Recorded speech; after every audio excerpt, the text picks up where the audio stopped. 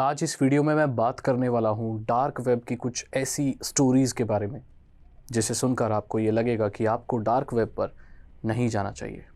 ये एक आईना है उस छुपे हुए हिस्से का जो कि इंटरनेट पर आज भी है और जहाँ पर ऐसी चीज़ें चल रही हैं जो किसी भी एक सभ्य समाज के लिए अच्छी नहीं हो सकती। हमारी पहली कहानी है एक ऐसी वेबसाइट के ऊपर जहाँ पर एक औरत अपने ही नवजात बच्चों को मारकर उनको कपड़े पहनाकर उनके फ़ोटोज़ अपलोड कर रही थी। वो इस चीज़ को एक्सेप्ट नहीं कर पा रही थी कि जो उसके बच्चे पैदा होते हैं वो बहुत नवजात होते हैं, छोटे होते हैं, वो चल नहीं सकते, वो बोल नहीं सकते, वो बात नहीं कर सकते उससे। ये चीज़ वो एक्सेप्ट नहीं कर पा रही थी। शायद मेंटली इल थी या क्या थी पता नहीं, लेकिन वो अपने ही पैदा हुए बच्चों को कपड़े पहनाकर मरे हुए को उनकी फ़ोटोज़ को वेबसाइट पर डालती थी। बहुत सारे फ़ोटोज़ जमा हो गए थे इस वेबसाइट पर, और जैसे ही इस वेबसाइट पर आप नीचे स्क्रॉल करते थे तो एक बहुत ही क्रीपी म्यूज़िक प्ले होता था। और ये एक रेडिट यूज़र ने रिपोर्ट किया है इस वेबसाइट को।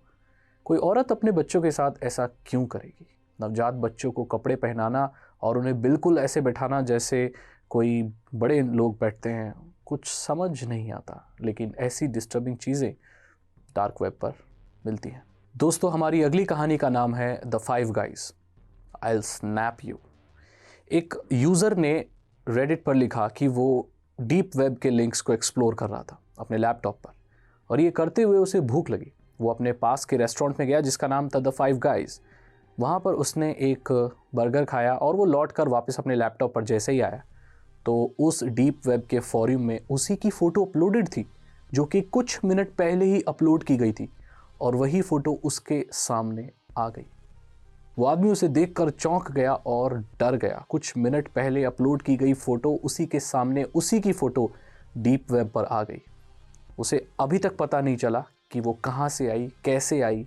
क्या डीप वेब पर लोग उसे इतना जानते हैं कि उन्हें पता हो कि वो कब बर्गर खाने कहाँ पर जा रहा है? डीप वेब पर घिनौने और डरावनी चीज़ों के अलावा भी बहुत रहस्यमय चीज़ें।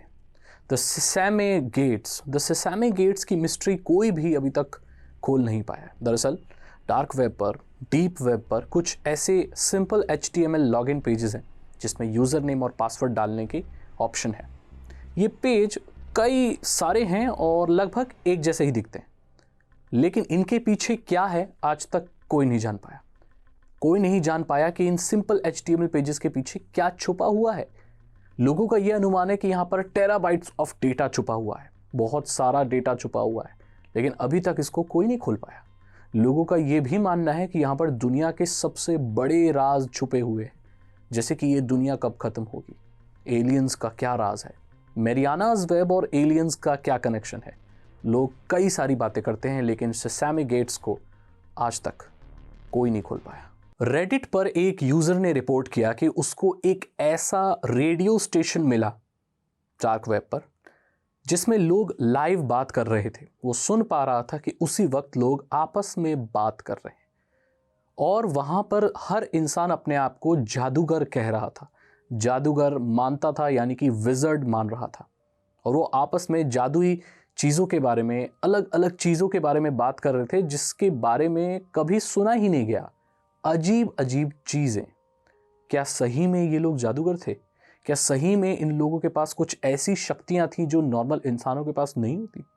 उसका शक तब बढ़ गया जब वो वापस उस पेज पर गया तो वहां पर कुछ भी नहीं था, सब कुछ गायब हो गया था। वहां पर कोई भी इंसान मजाक नहीं कर रहा था, सब सीरियसली बात कर रहे थे और सब जादू की चीज़ों के ऊपर बात कर रहे थे। और कई लोग तो ये भी बोल रहे थे कि उन्होंने जादू से लोगों को प्रकट किया, गायब किया, और वहाँ पर एक दूसरी दुनिया की बात हो रही थी, एक ऐसी दुनिया की बात हो रही थी जो यहाँ ही है जिसे हम नहीं देख सकते। तो क्या जादू होता है? क्या काला जादू हो रहा है? या क्या कोई ऐसी दुनिया भी है यहाँ पर जहाँ हम नहीं जा सकते?